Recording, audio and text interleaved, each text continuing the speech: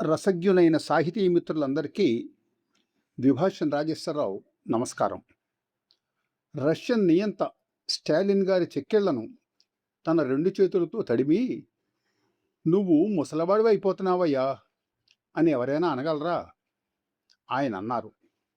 అలా అనగానే నియంత స్టాలిన్ గారి కళ్ళల్లో నీళ్లు తిరిగాయట.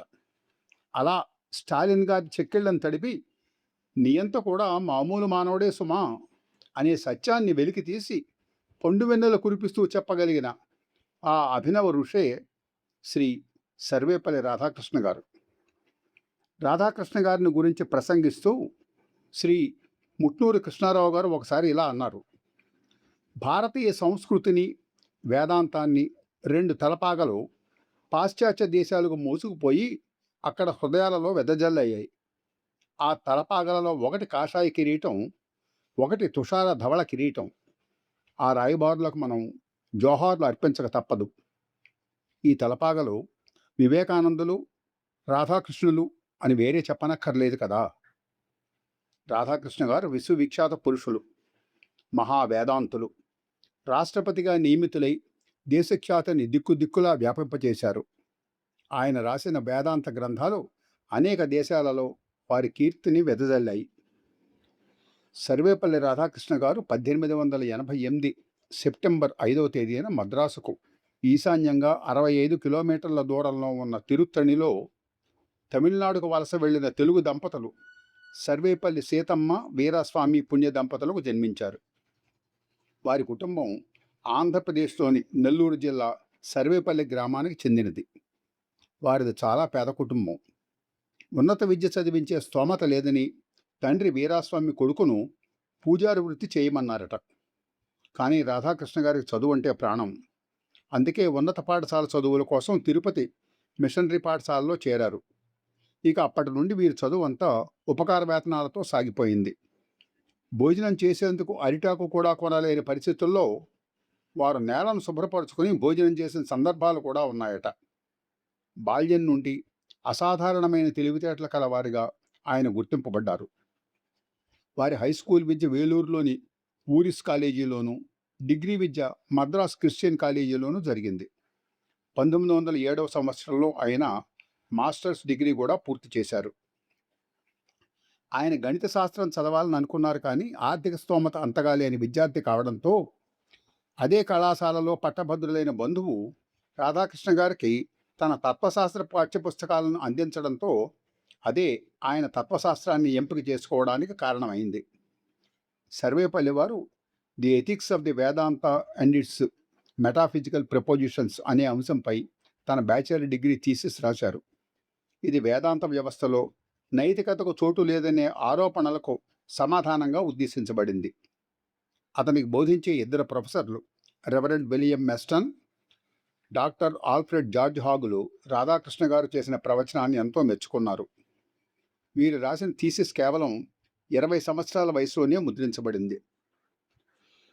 ఏప్రిల్ 1909లో రాధాకృష్ణ గారు మద్రాస్ ప్రెసిడెన్సీ కాలేజీలో తత్వశాస్త్ర విభాగానికి ఆచార్యులుగా నియమితులయ్యారు.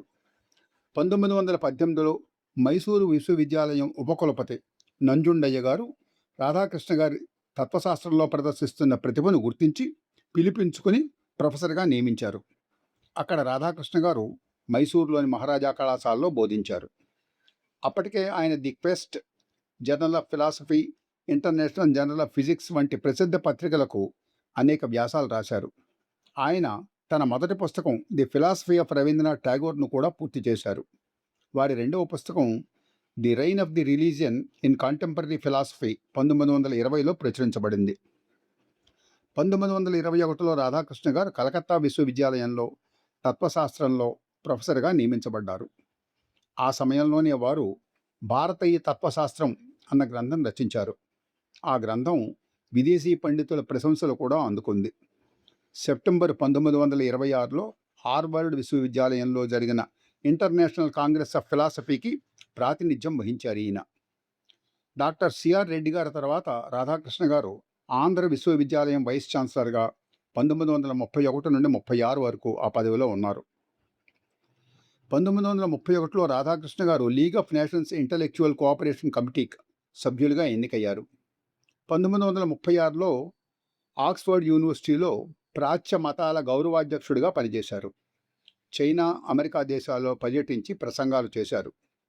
1931లో బ్రిటిష్ ప్రభుత్వం వారు ఇచ్చే ప్రతిష్టాత్మక సర్ బిరుదు వీరిని వరించింది.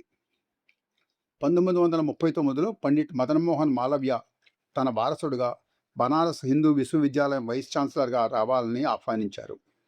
ఆయన 1948 జనవరి వరకు దాని వైస్ ఛాన్సలర్గా పనిచేశారు. 1946లో ఏర్పడిన భారత రాజ్యాంగ పరిషత్తుకు సభ్యుడిగా ఉన్నారు.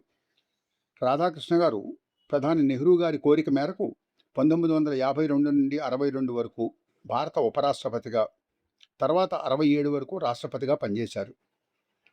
శ్రీ రాధాకృష్ణ గారు the heart of Hindustan, Gautama the Buddha, Mahatma Gandhi, India and China, is this peace, Bhagavad Gita, great Indians, in changing world మొదలైన సుమారు 20కి పైగా అద్భుతమైన గ్రంథాలను రచించారు.